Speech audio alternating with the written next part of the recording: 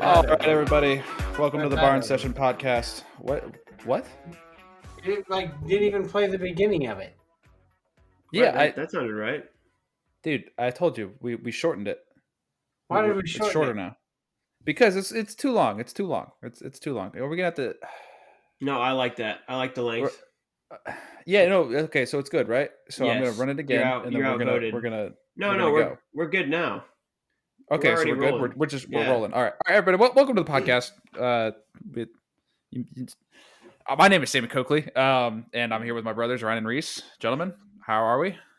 I am Reese. This is my voice. Please. I like the length. I like the length of our old song better than this one. Ryan likes it long. That's what he's saying. Wow, Ryan. Long slept long. Yeah, and we've heard that some people have a hard time figuring out who's talking when it's Reese and when it's Ryan. Obviously not me, because you can tell. You can tell when I talk, people listen, right? But yeah, so we're here. We're here to talk about some wrestling. We had we're in the aftermath of a massive. Is Sammy saying something? An earth-shattering weekend. I'm talking. Can you not hear me? He's just being churlish right now. Look at him. I can't tell what his deal is. Yeah. Why is he doing this? Why is he disrupting the flow? I don't know. We're losing retention when you do this. Ryan, come on, stop. The aftermath of a massive weekend of wrestling, right? Earth-shattering to the what people perceive to be the pecking order of our top athletes in USA wrestling for men's freestyle, for women's freestyle, and for Greco even, right? A lot of things changed this weekend, and we're here to talk about it. So, how are we feeling about it? I don't like it. I don't like it either. My stomach hurts. It was a very sad weekend. Dude, many legends went down. It was definitely a lot. There was a lot more retiring compared to last cycle, that's for sure. I refuse to believe that David Taylor got beat. Yeah, that was crazy. Well, I mean, that one's. I don't think we can. That happened. I don't think we can get any other result. That's just what happened. How did that happen? I don't know. Do you guys feel like when you were watching him wrestle? I guess we'll start here. When you were watching him wrestle, did it not feel like the David Taylor that you normally see? Dude, I thought he looked fine, but I think Brooks was so big, and he had to have been just insanely strong. He must be so much stronger than he was last year. Because DT was getting to his legs, and he just could not finish. Yeah.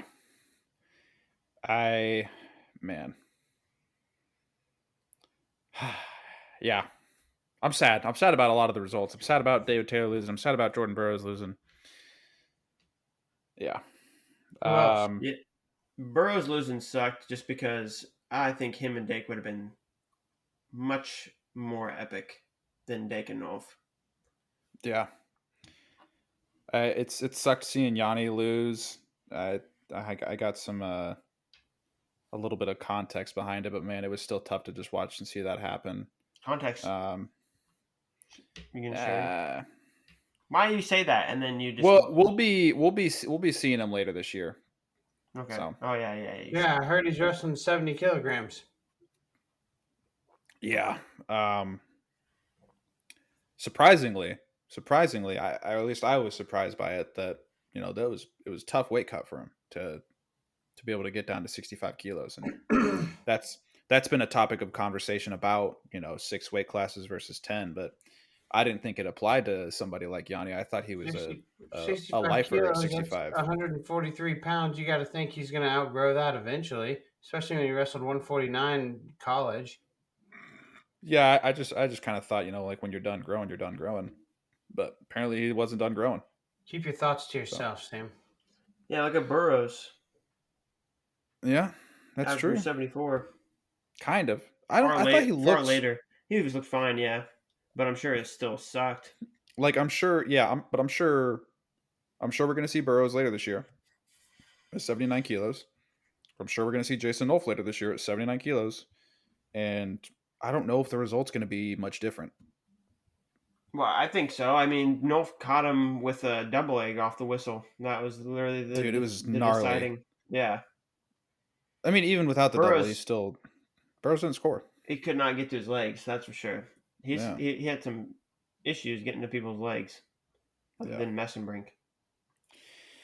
So we're talking about a lot of lows. And let's I get will say some this. good energy. I'll What? throw some good energy out there. I am very excited about this team. I think this is a very good team. Yes, I agree 100%. To give the people the rundown for who we have in men's freestyle at all of our weights: Spencer Lee 157 kilos, Zane Rutherford 165, Kyle Dake at 74, Aaron Brooks at 86, Kyle Snyder at 97, and Mason Paris at 125 kilos. I truly do think that these are the 6 best guys that we can have for this team.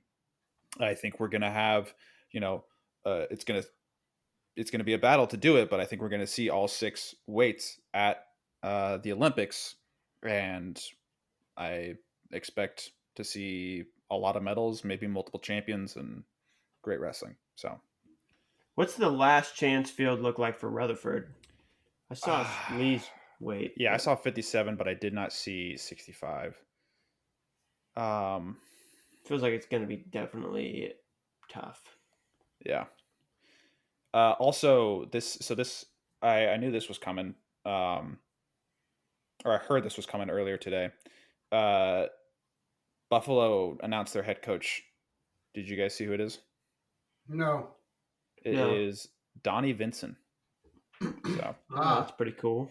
yeah, New York so native. he'll be New York native. Yeah. So when I saw that the head coach, like the choice had been made, and that it was a New York native, I was like, okay, that means that in my mind the front runner is Donnie Vincent. Like I don't know who else. Is Scott Green not from New York? I thought he was. Is he not? I mean, I know he loves Wegmans, but I don't know if he's from New York or Pennsylvania. All right. Well, It's yeah. I thought maybe he was someone that was possibly a candidate, and I didn't know if he was from New York or not. So I'm not entirely sure, but yep. So that happened. I think that's gonna be a great hire for Buffalo. But I'm on Twitter because I want to see if I can see. How about field. the Wisconsin news? Oh, Bono's contract extended. That's true. Yes. So did that surprise you guys, seeing as how there was a bunch of news about him or talk about him like possibly losing his job, and instead he gets a 5-year extension, and after the abysmal year that they had? Sounds like the AD is just doubling down on mediocrity. I don't know. I don't know what to think. I kind of figured once it took a long time for any announcement to be made, I didn't think that they were going to fire him, at this point. Yeah, I didn't think they were going to fire him. Definitely didn't think they were going to be like, 5-year extension though. A 5-year, yeah, that's crazy. 5-year extension is a lot. I mean, what would he have to get like bought out of his contract to get fired in between now and then? I don't know when his contract was up. I don't know. Well, I'm saying like between now and 2029, like if things continue to get worse, are they stuck in this trend until 2029, or is there a way for them to? They could buy him out or whatever, right? I'm sure. But I'm hoping for the best, right? I've heard positive and negative things about Bono. Right? I've heard them on both of the furthest ends of the spectrum. So I'm pretty much out. I'm out on Bono. Ultimately, if he wants to have success at the program, he's going to have the in-state talent going to that school, which is going to be difficult if the best of that talent is under a club where the coach of that club doesn't like you. So, I mean, I don't know. We'll see. Have there been amends? Have amends been made? We'll see, man. You say we'll see, but we've already seen it. I know. I'm being that guy. I saw a picture of Ben Askren wearing a Wisconsin wrestling shirt. Yeah. Well, I think he used that as a cover to show up and talk to the AD or something along those lines. Oh, but Ben doesn't really have any goodwill towards him. Not if Bono continues to coach. I don't think. I don't know. I I'm know not sure. nothing. I don't know. Don't know enough. But I just know that there are people, alumni, that are not happy. Alumni that Dude, want yeah. things to be different. so yeah, to Weren't they? address. I said they were like, they were like top 5, like 15 years ago, right? Or like around like less than 15 years ago. That's 10 years ago. Like 10 years ago, they were top 5. No, maybe not 10 years ago, but Like 2010, they were really good. Like in yeah, 2010, right? 2010, 11. 2011, Yeah. 2009, around there. They got a trophy. They brought home a trophy. They took fourth one year, maybe 2010, I think. Okay. Yeah. I need to get back to that. To address the question, Reese, that you asked about what does Zane's Field look like at the last chance, a lot of these guys, I'm not really worried about, but these are the ones to keep an eye on, right? Tumur Ochir from Mongolia. Oh, I'm definitely worried about him. Yeah. So do you know what who qualifies at last chance? Do you know who, like, what the Top format 3. is? Yeah. So I mean, even if he loses one match, as Yeah, long as but it's to a guy that's going to make the finals. yeah. I mean, I'm still worried about him, regardless. I'm Yeah. worried about anybody beating him. Right. Don't want him to lose at Yeah. all, unless I it makes got you. I finals. got you. So the Mongolian Sakultan from Moldova, he's I think his best is senior world 5th, which is still tough. Keyshawn Clark's in there, Lachlan McNeil. Not really worried about those guys, but people to keep an eye out on. Augustin Destrabats, not shouldn't be worried about him, but he did beat Zane, so you just never know. And Toprak from Turkey, Jesse Mendez wrestled him at juniors last year, and I think. So that's the kid that beat Mendez? No, he beat Mendez beat him in the semis. Oh, okay. I'm looking at this list. I see like a junior world gold, a U20 world gold, U23 world bronze. But I mean, probably the Mongolian is the scariest guy.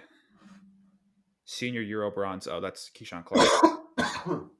Senior Euro silver, Belarus, Scriabin, something like that. So there's a lot. There's it's a tough. We knew this. It was going to be a tough. Yeah, that's not too list bad, of guys, but it's really not that bad. Yeah. So I think feel good about that. That's not as tough as 57, I think. But 57's got some hammers, but I think but none of those hammers are going to be able to match up to ours. Probably not. Yeah, probably not. So that's good feeling. I'm excited about it. Let's talk about. Yeah, we've basically got the best 57 kilo on the planet. Probably, yeah. Give us the Probably. gold. I mean, I would feel like he's definitely better than Micic, defending world champ. Yugoyev, who's the 57 kilo guy that beat Bakarov? Vito? Yeah. Is that what you're talking about? Especially if he gets Micic right off the scale. Year. Oh, last year. Who? Well, he beat Vito at like a Zielikowski or something like that. No, who is it? I think it was Abakarov. I'm pretty sure. Yeah. The guy who beat Gilman, also. That's what right. I thought you were talking about. Yeah. Spencer's gonna be great. He's gonna wrestle great. Before we get in depth into some of the matches that we liked and didn't like, and just want to talk about, let's look at the rest of the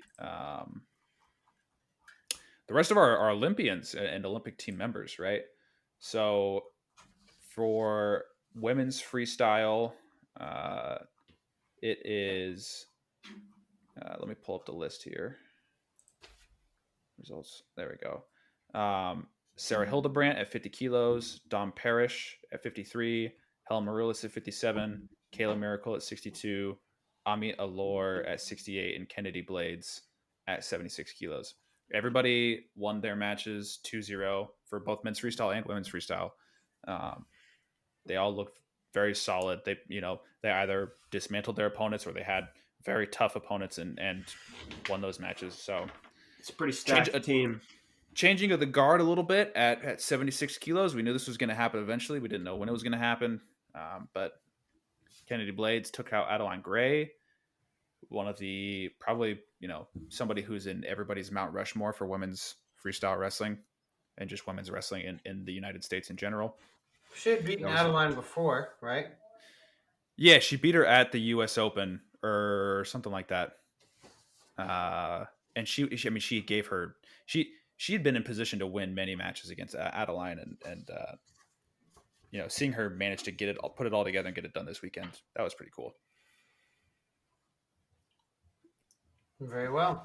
For the rest of them, it was awesome to see Haley Agello come out of retirement and wrestle, and she gave Dawn Parrish as much as she could. But dude, how about those commentators for the finals during Agello's matches? No, what was it? Tell me about it. Well, the first dude, it wasn't Jim Scher. The other guy was called her Aguello.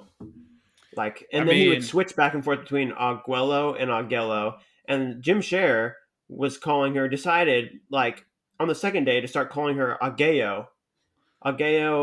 And so one dude was calling her Agello and the other dude was calling her Agello, and it was just making me couldn't get it figured out. Anxiety inducing almost. Oh my it's goodness. How can you not? How do you guys just sit there and I don't know? Sometimes the professionalism it's too much, and you almost wish for I do it on mute. I have to. Yeah, I like listening to the commentating. Well, while we're on it, I was watching on day one, and they have this. I'm guessing a rap sheet of facts, or they're just pulling these off the top of their head. I mean, there were multiple times where I was like, no, you're just wrong. At one point, they were talking, it was Yanni versus Caleb Larkin, and they were talking about Larkin's dad, Eric Larkin. He's like, yeah, he won a national title for Arizona State back in 2023 in Kansas City. And I was like, almost. You're almost there. It wasn't in 2023. I had to have been a slip of, yeah. And then, this one I kind of had to think to myself. Shane Sparks was saying Jaron Smith wrestled for Nebraska this last year, and I'm like, no, he wrestled for Maryland last year, and then never wrestled for Nebraska. But he must be thinking Caleb Smith. Maybe that's where he's getting things mixed up in his head. I don't know. But they're both opposite weight, you know what I mean? Opposite weight class spectrum. Yeah. And I get it. You're not gonna be perfect, but man. Gotta be better than that. It was happening a lot. It was happening a lot for my ears, and I was surprised. So, yep, that's our women's freestyle team. Great stuff there. And for our Greco team, we had a lot of these matches go to the entirety of the series. As a matter of fact, all but one of them, I believe. So 5 out of the 6 series went to the third match. Dalton Roberts beat Ildar Hafizov. Ellis Coleman took out Alejandro Sancho. Peyton Jacobson took out Spencer Woods. And I skipped 77 kilos. Kamal Bey took out the guy whose name I cannot really pronounce that well. Kikinov, I think, is actually how I've seen how to pronounce it now. Joe Rao took out Alan Vera. Shout out Joe Rao. That was awesome. Adam Kuhn took out Colton Schultz, and he has seemingly reclaimed his title at 130 kilos. So, well, he did. Man, yeah, not seemingly. He not did seemingly. it. He did it. And man, this was people don't always love Greco the most, but these back and forth matches were pretty great. It was awesome. It was awesome to see Joe Rao come back and Joe Rao. Are you talking about the series as a whole? You're saying the back and forth series? Yeah. There certainly weren't a lot of back and forth matches, even in freestyle too. Though there was just not right. A lot of... Things were just always trending in one direction. Yeah. There were not a lot of exciting matches this weekend. That was another thing I was probably the most exciting match had to be Zahid and Brooks. Yeah, for sure. and unfortunately, it got shrouded in controversy. Lee and Ilirez was a good high scoring match too. That went back and forth, but That's true. That's true. Yeah. I mean, even again on 65 kilos, Yanni and Caleb Larkin in the first round came all the way down to the very final exchange. Yeah, I missed that. I didn't get to see that match. Dude, it was absolutely crazy. I mean, the way they were both scoring points. If Caleb Larkin continues to wrestle 65 kilos somehow, or if he just goes up to 74, he's so good at lacing people's legs up. Like I don't get how he gets to it as easily as he does, but man, he can be a serious problem for people if he continues to trend that way. I heard Yanni was willing to sacrifice his spine or hips or whatever his knees. I have no idea how he did not just get teched twice. There were two situations against Larkin in the first period and the second period where he was his it looked like his legs were braided together. I was like, how are you not just rolling through? It looked awful. So, but yeah, those are our Olympic team members, all 18 of them, and we'll have the first three in Greco. So Dalton Roberts, Ellis Coleman, and Kamal Bay going to last chance, along with Zane Rutherford and Spencer Lee to qualify those last 5 weights for us. So we can get into some of the other smaller things about this weekend, right? One of the more hot topic things, right, was the how do you want to phrase it? The I don't know. What are you Jordan talking Burroughs about? in the crowd. Oh. Jordan Burroughs versus the crowd. That's and how much the animosity that people were feeling towards Jordan Burroughs this weekend, at least in the arena. Yeah. The Penn State crowd does not look good, do they? Yeah. No, and it's felt like the more and more I see exchanges between the GOAT and the Penn State crowd, or the just Penn State people, right? It seems like they just don't. It's like oil and water. They just don't mix. They don't get along, right? Jordan Burroughs and Bo Nickel were beefing a couple weeks ago. It's two alphas basically. An alpha program and an alpha guy. Right. Just it's not gonna work. And then you had Burroughs won a controlled but close match against Alex Facundo, who I think he's going to end up being, in my mind, sort of like a Logan Masso, where he's really good at freestyle, but like his folk style chops, like nothing, it's never really coming together to like produce that final result that you want, you know? Yeah, Masso was really good at freestyle or folk style too, though. I would say. Right, and Facundo was too, but it seems like his college career is not panning out. Was third place at NCAAs his freshman year. That's true. Yeah, that's true. So, I don't know. Maybe it's close, but not a fully proper representation. But yeah, and then in the semis, Mesenbrink and Burroughs wrestled each other, and are you saying that because they're from the same high school? Is that why you said that? Oh yeah, Detroit Catholic, right? Yeah. Yeah, I didn't even think about that. Well, there you go. But Burroughs and Mesenbrink wrestled in the semis, and there was one exchange really that people did not like, and Mesenbrink kept wrestling through the out of bounds line and after the whistle, and Burroughs didn't like it, and he popped him in the back of the head basically, or shoved him. I don't know what you want to call it, and the crowd took exception to it, and a lot of people on different social medias said, that this is not the way you should be behaving and acting, and that it's childish or whatever. And I don't know if I agree with it. I think, Mesenbrink pretty annoying. Like, I'm sure he's super annoying to wrestle. He's kind of annoying to watch, but also I think that maybe you should have maybe a little bit more control in that situation. Like, it was maybe a little excessive, the push. Yeah, dude. The way Mesenbrink's head jolted towards the ground, I was like, oh, that did not feel good. There's no way. Yeah, he put some force behind that. He did. I was like, man, that he put some. There was pent up emotion behind it or something. You do that to some people, and you'll get spit in your face. That's right. Right. Nobody takes that dude seriously. I hope Not not. anymore. I honestly hope Yeah. no one takes that guy seriously. Is He's an I hear he's 60-40 on going to wrestle for his 5th year, and that he's considering wrestling 197. I believe it. That's crazy. That I believe. I never believed the 74 kilos thing, but I believe that he could go 197. He's huge. He is freaking massive, and if you don't know who we're talking about, it's Carter Storace. Whenever he stepped out there against Pat Downey, I was like, there was never 74 kilos was never an option. You are so big. That happened so quickly. And he was doing an interview the day before, and they were like, so can you talk about like what went into the decision and when you decided to go to 86 kilos and not 74? And he was talking about how like he can't really talk about it, but that when he was told what decision was going to be made, that he said that he's okay with it and that he's down to go out there and wrestle. And it's like, this is your career.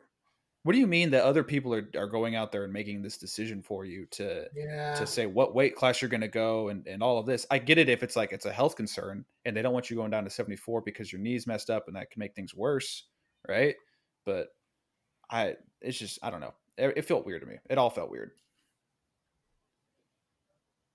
Yeah. Agreed. And then so he lost on the front side. If my bracket can pull up, he lost to Trent Hidley, which totally makes sense. Another one of the best guys to have never won a national title, but he wrestled 197 this year, right? Versus a guy who wrestled 174. Yeah, maybe one of the best wrestlers on the planet at the moment, potentially. Trent Hidley? Aaron Brooks. Oh, Aaron Brooks. Yeah. Right. Yeah, he every single time he lost. Obviously, if he just beat one of the best, Reese. Basically, the pound for pound guy. Goodness gracious, Reese. What? Do you think he'll beat Hassan Yazani? I'm not so sure that he beats Hassan Yazani. I think he does. I think it's pace is going to be an interesting thing, and the underhook situation will be also very interesting. You can unhook, Reese. Dude, don't do it. You're making me regret sending that text earlier today. Yeah. Why you ruined that for me? Yeah, that's Reese's thing. Wait, how dare you take that away from me? Yeah. But yeah, so Storace wins his first match, beats Pat Downey. Kind of makes sense. Guy hasn't been training a lot. And then loses to Trent Hidley. And then on the backside, he doesn't wrestle. Where are you going? What happened? Where are you going? In your backyard. What did he say? He sent a tweet out, right, about it? I can't remember what he said. But, like, dude, come on. Go out there and scrap.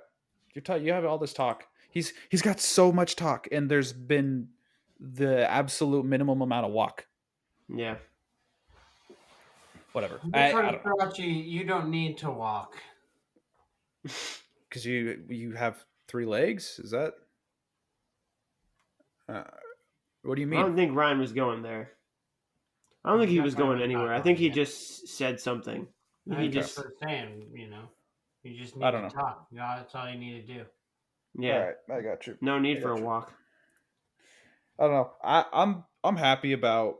I am, because this is going to happen eventually. I didn't want it to happen this year, but I knew that eventually Aaron Brooks was going to be the guy to take over at 86 kilos and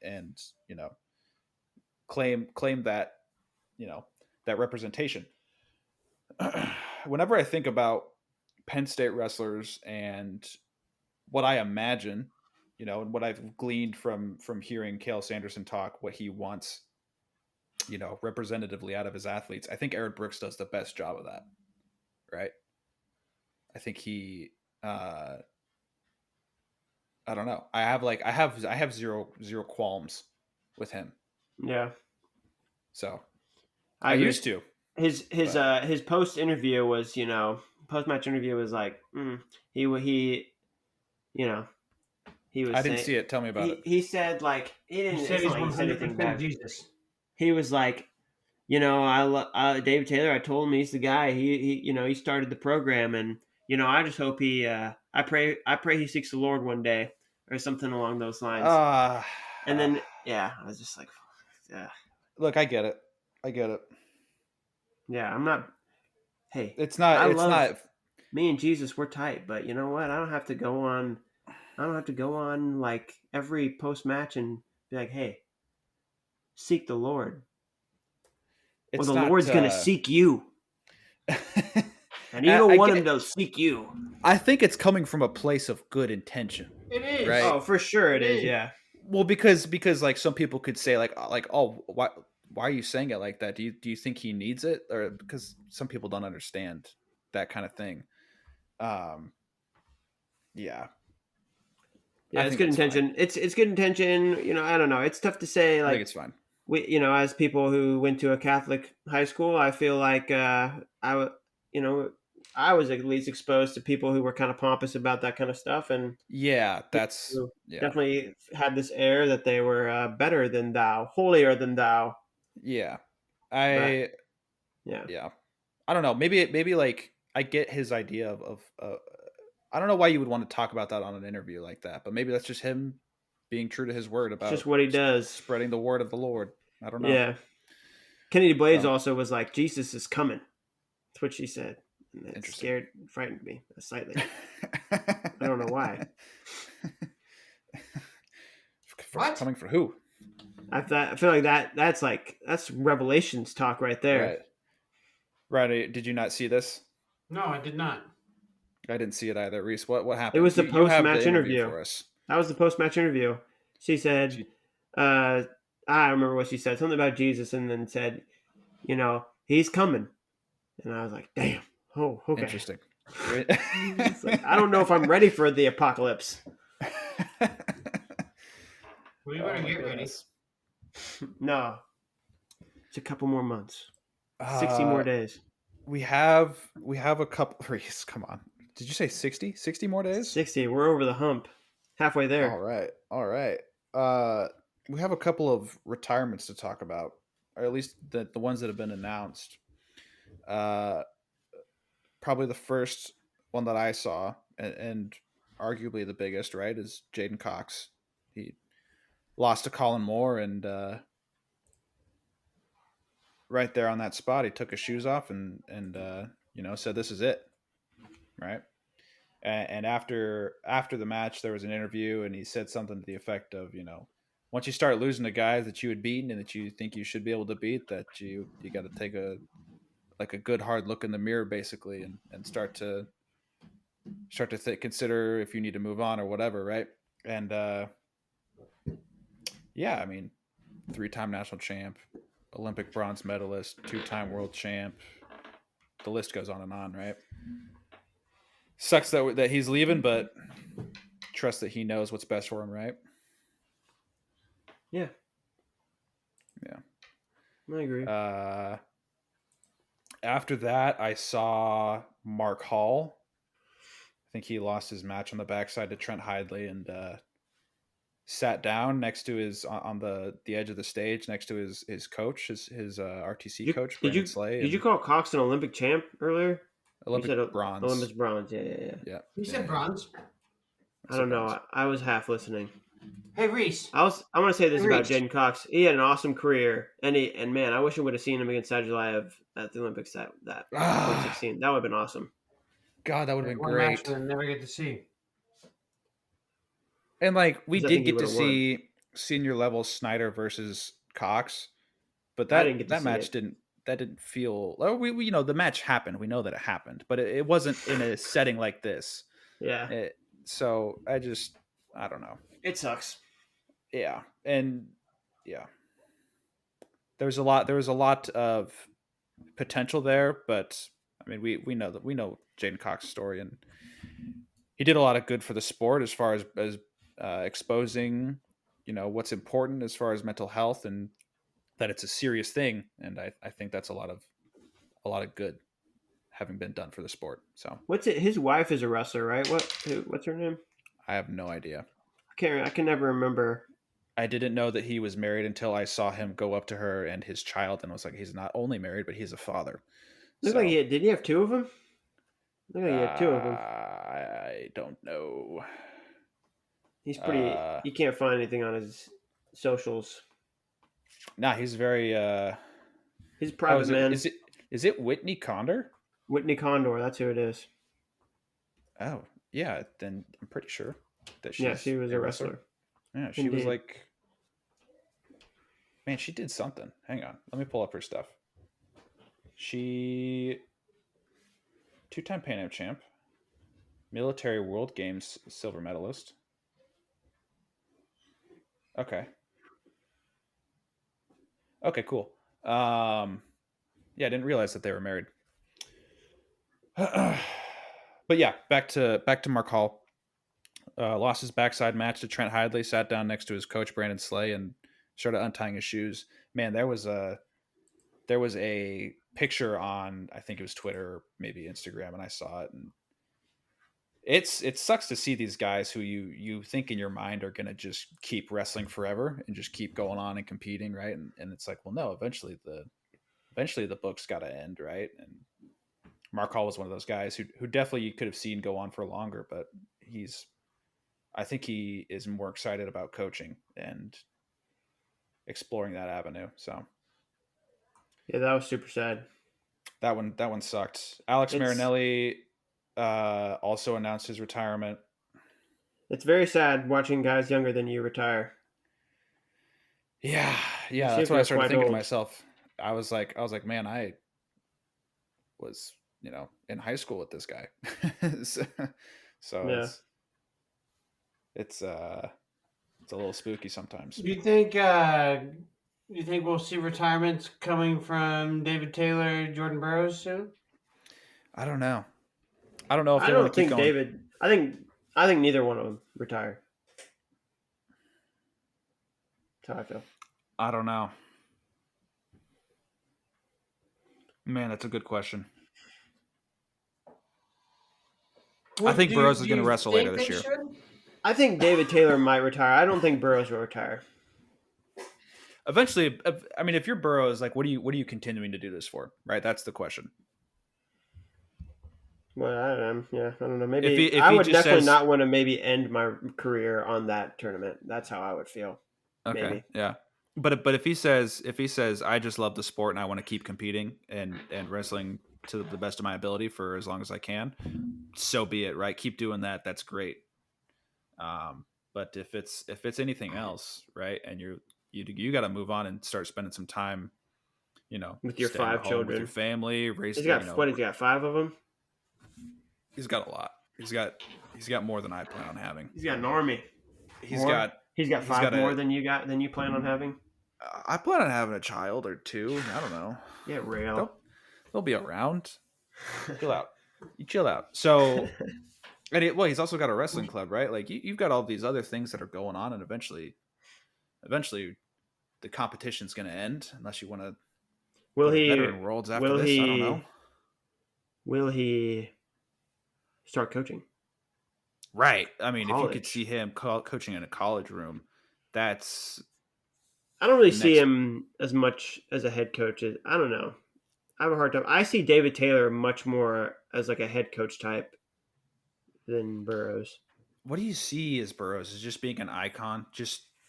He's a legend, bro.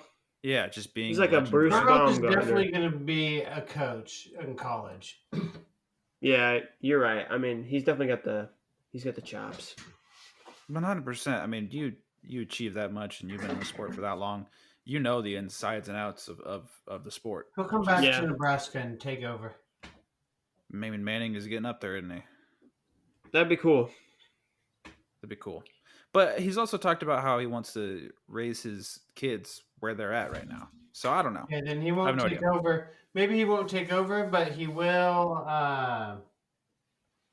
He'll be Snyder's assistant. I could see him end up, eventually being like the head USA wrestling coach, right? Oh, you think he'll take over Bill Zadek's job? I mean, maybe that's something that happens way later on down the line, right? Maybe after Bill Zadek, somebody, shows up, and then after that guy or girl, it's Jordan Burroughs. I don't know. I don't think we see him retire yet. I don't know about David Taylor. I kind of feel like he's ready to be done. Yeah, I feel like he's ready to be done too. I mean, said he was ready to be done last Olympics. He was talking about, he's like, I wrestle at Final X, I wrestle at Worlds, and that's it. You know, it's like, what more can I do? You know, it's like I'm getting tired of this. It's the same I just old song and dance. could not believe how Brooks was like snapping him down, like Dude, he snapped him to his face. And his hips, man, his hips were crazy. His hips were crazy, man. He was so close on that takedown, that second match. Why did you trip there? I know that was very unlike him to trip. Obviously, there. It's very like hindsight 2020, right? Yeah, but man, I was why do thinking people to myself, do that? People should not do that. As soon as he did it, I was like, but also I don't know what it took, what kind of strength it took to just get to that part of the shot, right? To where you're capable of finishing. And you're like, if I don't do this, then I'm going to have to just let go of the leg or collapse. I have no idea. I don't know what limit you're at that point. So I can judge all I want, but what do I know? Well, yeah, it's true. I mean, obviously those hips were crazy. Dude, those hips. It makes you really appreciate how Zahid was able to get through them a couple times. Dude, crazy. And he freaking bombed him. And Daringer, didn't Daringer? How did Mirasola take him down? Daringer got Mirasola took him down. Daringer got a fireman's on him.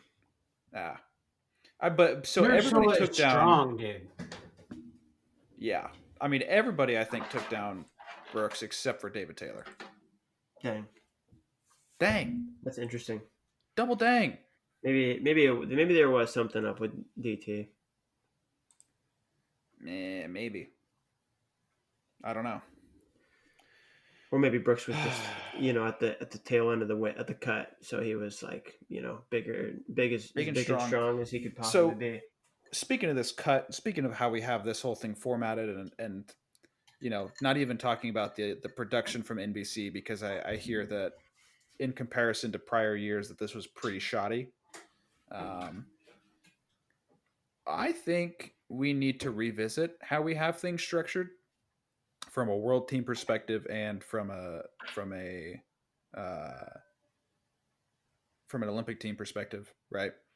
Because we want to, I think the goal of trials, right, is to produce our best athlete capable of winning a world title, right? Yeah. Simplified. Yes. Or Olympic title. World or Olympic title. This is tough though with when you're dealing with NBC. Yes. Like how much of it is actually in our hands with the Olympics. Right. So let's not even think about that yet, right? Let's just think about what we can control, which is world team trials and world team we trials, include in it, right? I think we do a good job with that stuff. Well, so here's what I was getting these little ideas from different places, right? Like our dad is not a fan of our process right now, right? Will Coakley does not like it.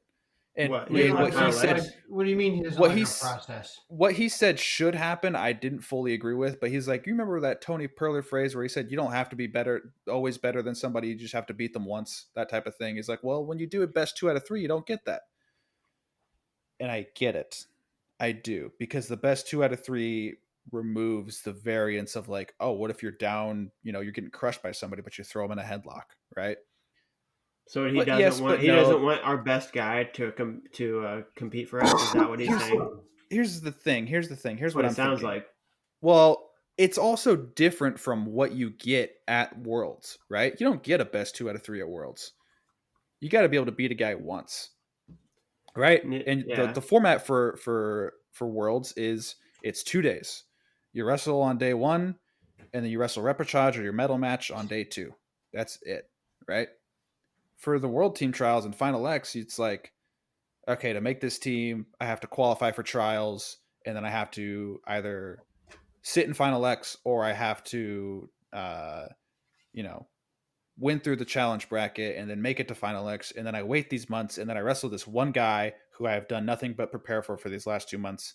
And he's done the same thing for me. And then one of us wins it, right? You're not going to get that at Worlds. You don't get that time to prepare for one guy. You don't get that break in that format. But why would we want to change our process? What is our process of choosing our team member have to be replicate our world tournament? And why would we want to change our process when we are the best team in the world right now? Exactly. Okay, all right. So I'm not saying it has to change, but I'm thinking about like how can we improve it, right? There's You're saying no name, need to improve it. Is my issue. And if you try to improve it and you fail, then like what was the point? right? Because then you can from then on you can say, okay, well that doesn't work, and we know that, and we can When write other that off. teams start catching up to us, that's when we can, Dude, look for improvements. We've been neck and neck with this last year we weren't, but in 2021 it was neck and neck with Iran, or 2022, whichever one. Yeah, Iran also used to stomp us along with like 6, 7 other countries like 10 years ago. Right, and I'm not saying that is because of our process, right? I'm not saying that we are better now because of our selection process. I think we're better now because of the development of our athletes over from here, from age 6 or whenever you start all the way up to your senior level, right? Yeah. But you know, it's not a bad thing to change something that works, right? As long as you know that it's an improvement. And so I guess you don't want to change something right now unless you know that you can make it better. And I'm not saying, because I have no way of There's proving, right? there's no way to. How can you prove or disprove that wrestling a Right. best 2 out of 3 is? We'll Yeah. never know. We'll never know. Yeah. So, I but like it as a fan. Obviously, I love it, yeah, and and I then don't want it to change. you have the more complicated form of a factor where you say, well, how are you, for media, for promoting the sport, how do you promote a match that you don't know is going to happen, right? If we were like, oh, Kyle Dake, Jordan Burroughs, boom, boom, boom, boom, boom, but then it doesn't happen because Jason Nolf beats Jordan Burroughs. What was all that promotion for? I don't get what you've been telling me I'm going to get. Yeah. So whenever you have Final X, you get that, and so I get it. That was like the idea, the crux behind Flo's introduction of that, right? And so I get it, but I don't know, because sometimes I think we see our world teams and we think, could this have been better? Could we have Yeah, we people can't do handpick, that. People who say that after Worlds are so annoying to me and just completely short-sighted, in my opinion. It's Worlds, dude. You can't. There's going to be variance, and people are going to get absolutely, upset, or yeah, it's going to happen, and there's no reason to overreact. yeah, We're not gonna be the champs every single year. It's not going to right. happen. I mean And yeah, the margin of error for victory is so small at that level that like you never know what's going to happen. Especially at those bottom 5 weights. Well, so another thing that I think about is like a lot of coaches like to recruit at Fargo, right? Not only just because that it's a big tournament, but also the freestyle format is basically, you know, it's basically a simulation of nationals where it's 3 days, and it's a grueling process, and if I can find an athlete who goes through this, right? Well, I want them on my team because I know that they can make it through the 3-day tournament and, have some success. So it's like, okay, if we want to find somebody to put on our world team, wouldn't we want to emulate, and this is it's bare bones. So like I get that this isn't a perfect answer, but wouldn't we want to do an accurate job of emulating what our athletes are going to experience at the world championships? And this aligns with the issues that people had with making weight and the weight cut this weekend, as far as, oh, you get done wrestling at 10:30 and then you have weigh-ins, at 9 o'clock in the morning, tomorrow morning or whatever, and you're 22 pounds over, and you have to figure out how to get good sleep and be able to wrestle tomorrow with, no sleep. So, and again, that was NBC. We have nothing, that we can't do anything about that. I don't know. This is the stuff that I think about. That's like, it's a factor and it's kind of important, but it's not the most important thing. I don't know. I've got no issues with any of that stuff. Yeah. Outside of, I think the only thing that like can be improved, and it's great to like workshop stuff or, you know, come up with new stuff to do year in and year out, is like production.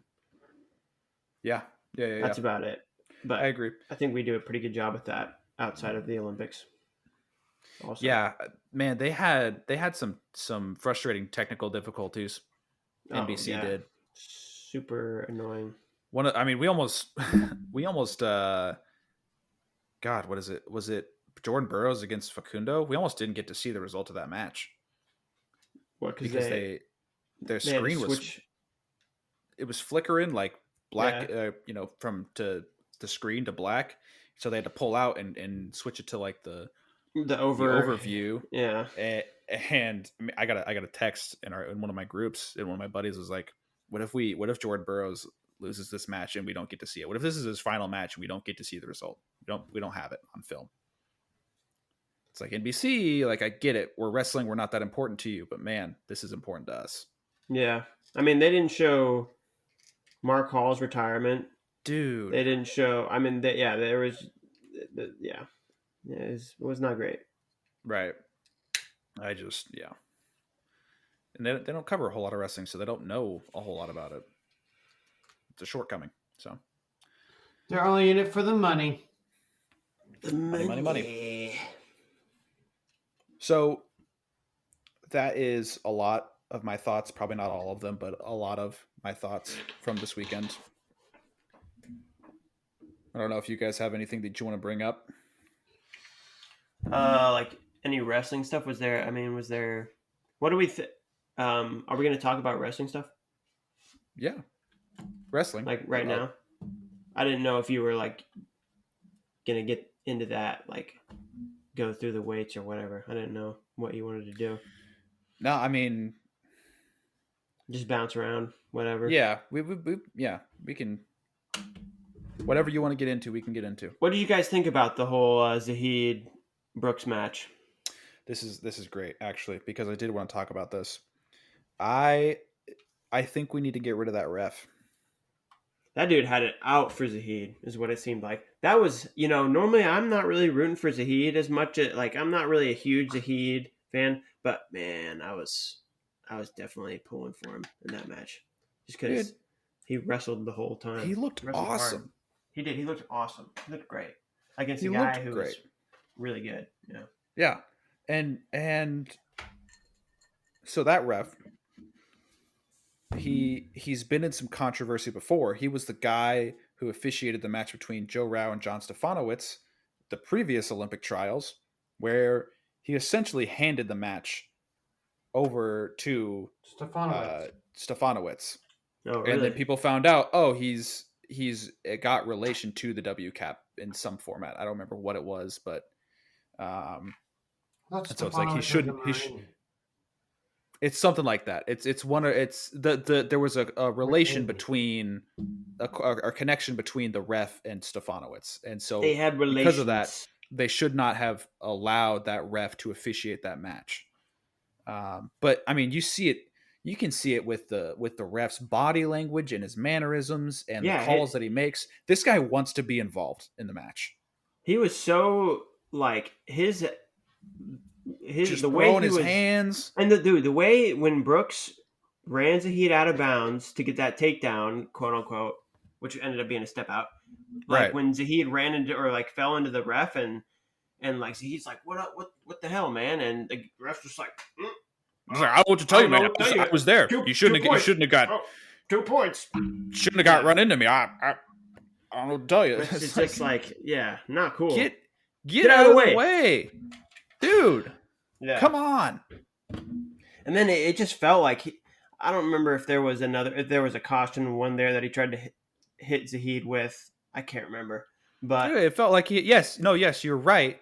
So this was the singlet grab, and he's saying, he grabbed the singlet, and you see the other two refs. You see the judge and the chairman both white paddle it, And then he's insisting. No, he says, no, caution in 1, singlet grab. And he's insistent that that's what the call is made. And the other refs have to just be like, okay, I guess that happened. And it's That's like, what happened? What is our 3-man system for anyway then? I don't understand. Yeah. I don't get it. And then I also don't fully understand why Zahid said, don't throw the challenge brick. I think I know why he said that. Because he fully grabbed that man's singlet. And, like, not just for 1 second. Got caught at it, though.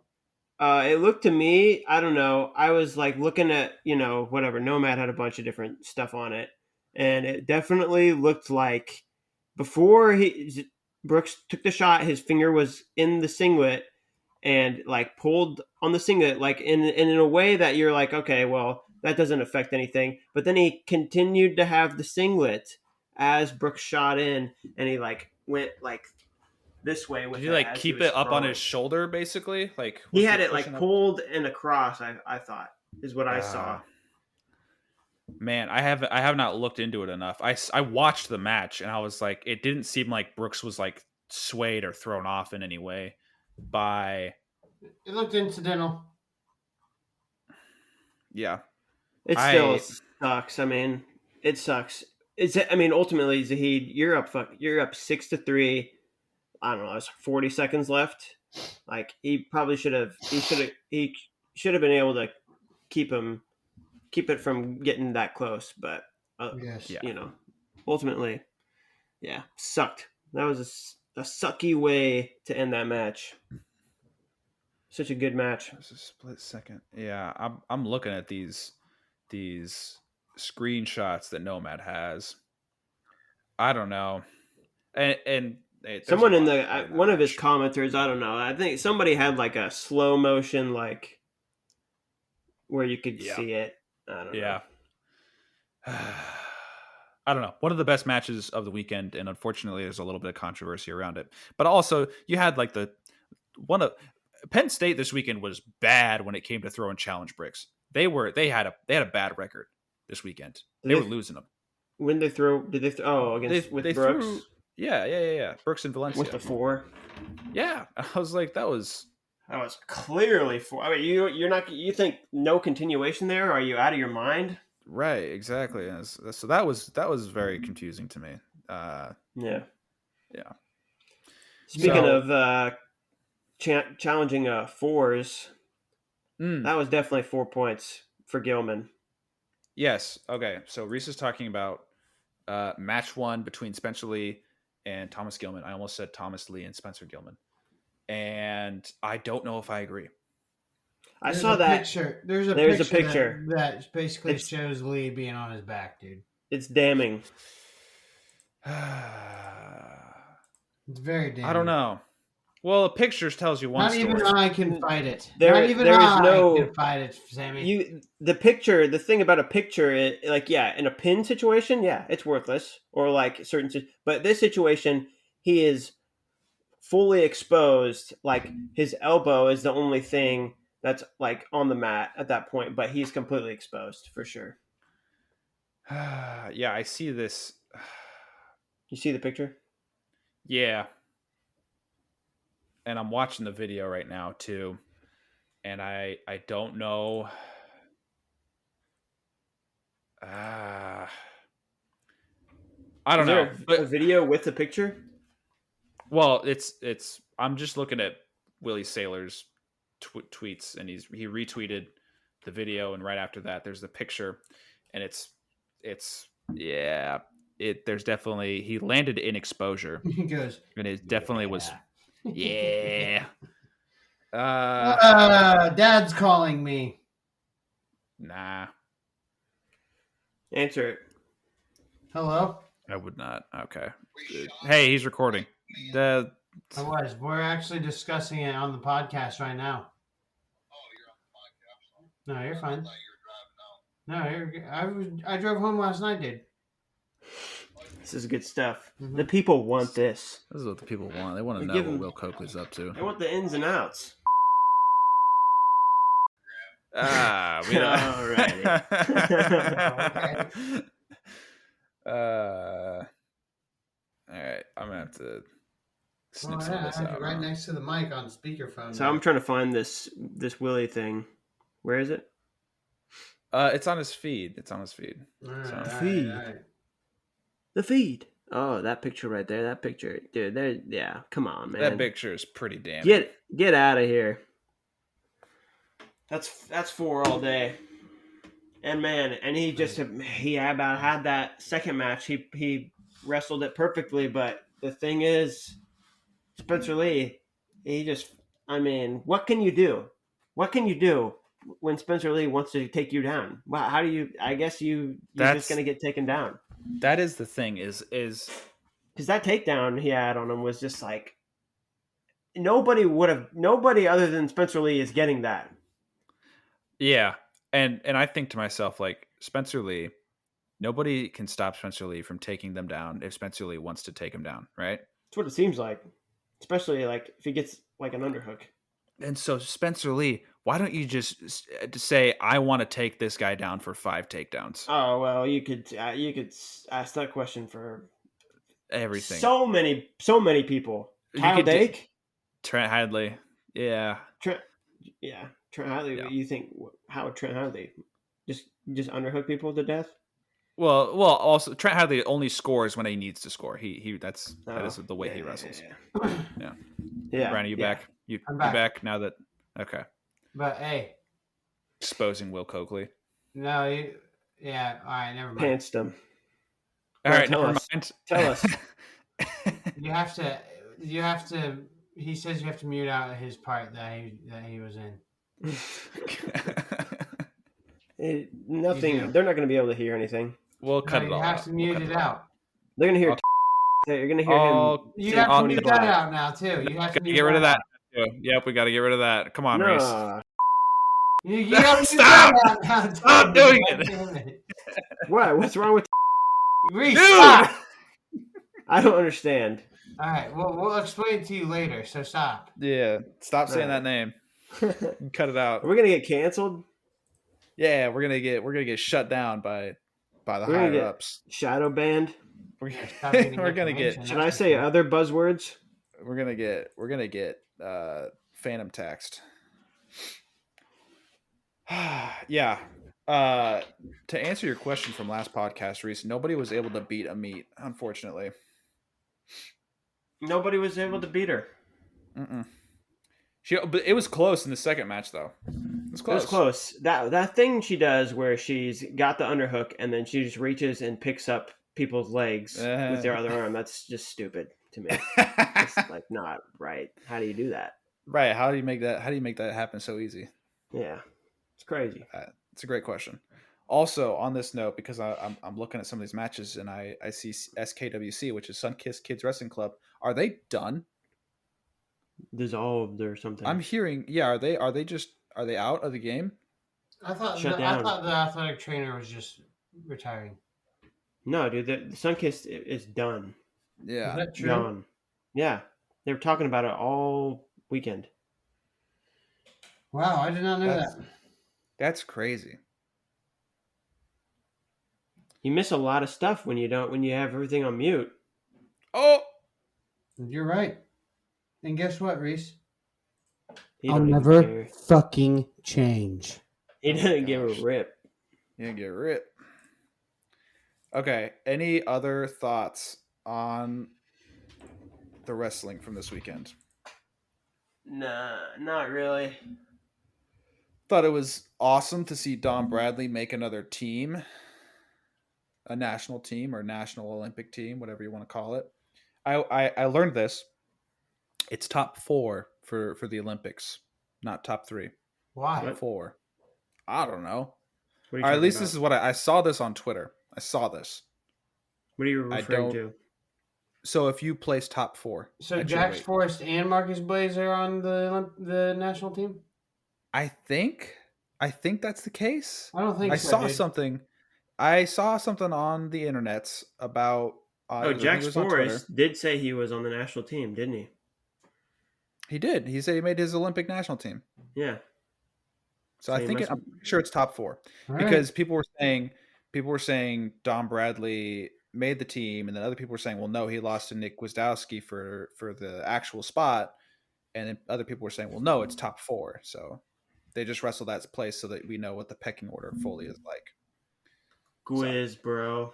You should have made me think about that Gwiz Zilmer match. Man. Why'd you go for the crotch lift, dude? Ah. You were wrestling so... He would have given Paris a much better match, I feel like. Dude, how did he stomp Kirkfleet? 5-1. He's good, dude. He's so savvy. He's so smart. Yeah, except for that one little thing. Yeah, it's kind of a problem, right? Yeah. Man. Man, oh man, oh man. Nothing against Zilmer. Zilmer's awesome. Zilmer's fantastic. Zilmer is fantastic. He could have shot a few more times in those matches in the finals. For sure.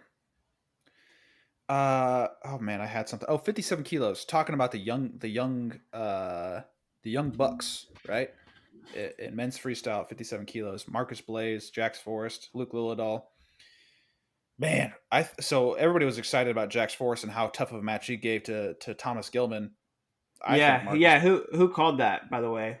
Who said Jax Forrest was going to give Gilman a tough match last podcast? I think it was me. I believe you did say it, but I was in agreement with you. I was. You were? I was a non-believer. I know that. Oh, I thought neither one of you agreed. Maybe, I don't know. I might be making it up, but I was like, I don't know, because I wasn't surprised. I wasn't. I was a non-believer. Surprised. I was a non-believer. I'll admit that. Shun him. And then, dude, Blaze is good. Blaze is so good. He's a beast. He's very dynamic. So he loses a tough matchup against Nick Suriano. Like, that's just a tough. He should have won that match too. He could have. He shouldn't have necessarily, but he could have. And then he takes out Nico Megaludis, Luke Lilladall, and Jax Forrest on the backside. It's like, man, he's tough. He's really good. Yeah. He's the whole package. He's the whole thing, the whole deal. So I'm excited for that. I'm excited for, I don't know. I bet he goes to the house. But you don't give a rip? I don't know. You don't care at all. I think he's going to go to Oklahoma State. Are you saying that because you think he's going to go to Purdue? Dude, Blaze? If Blaze goes to Purdue, then that's who I was talking about. Then I thought I was thinking Forrest for some reason. It's not out of the question. If he goes to Purdue, then I'm praying on his downfall. All right, that's my obligation. So I have no. I think he goes to Ohio State. Personally, I bet he goes to Penn State. Please no. Please don't. Please God no. Go somewhere like Wyoming or Cal Baptist. What do you think? Marcus will be a 33, 41 pounder, right? He won't be 25. Yeah, I agree. He'll be bigger. 33. He looks like a 33. Maybe. Yeah, he'll get bigger for sure. So 41. I think he's 33. 33, 41. Yeah. Maybe even 49.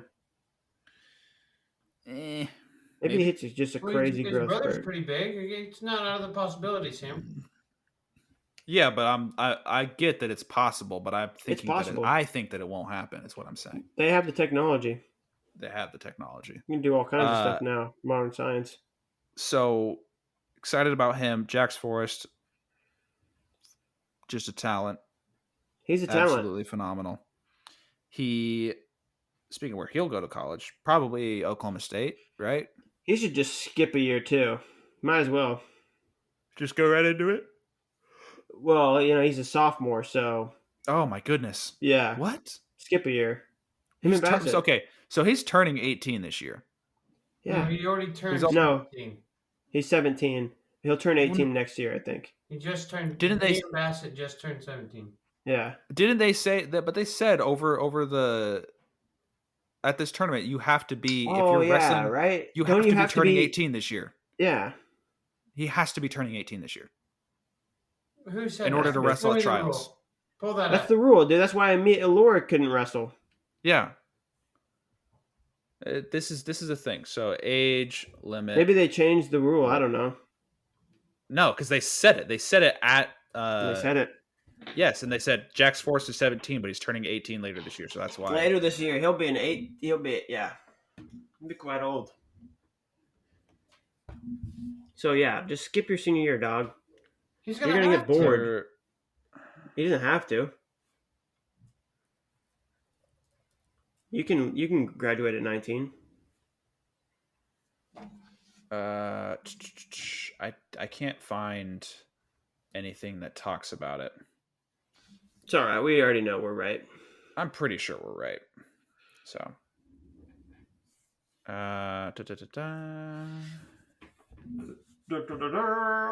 any athlete age 18 or older will be required. That's a background check. That's not what I'm thinking. I don't know. Whatever. I'm pretty sure I'm right. What are you doing over there, Ryan? Ryan. What? Quit looking at me like that. What's he doing? Ryan, what are you doing? Ryan, what are you doing? Okay. This is all right, the end. It's kind of it. Yeah, it's kind of it for what I got for this weekend. Exciting stuff. Exciting to see what we're going to see over in 3 weeks. We have he is muted. Ryan, you're muted. Ryan, you're muted. Oh my god. Enough of this clown. Yeah, I'm so tired of this clown. Okay, so we have the last chance qualifier to see who we're going to have qualify their spots, these last 5 spots in 3 weeks. We have lots of other amazing wrestling coming up, so keep an eye out for all of it. But as far as today's episode, that's all we got. So thanks for listening. Yeah. Have a good one. Stay tuned. Bye-bye. Bit classy. Stay woke.